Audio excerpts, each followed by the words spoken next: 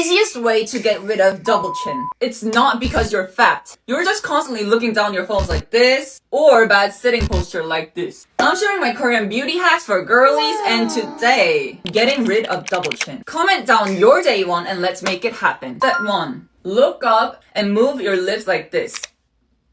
We're going to do this 30 times. This will tighten the neck muscle under your chin. Step 2. Turn your head and you see this muscle right here. Press it down gently and slowly stretch your neck like this.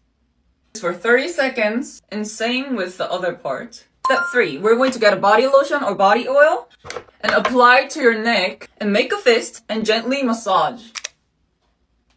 Like this. Do this 30 times. Step 4. Make 2 fists. Massage starting from your neck to jawline. Like this. We're going to do this 30 times also. Save this vid and try it every day. You will get rid of double chin. Bye.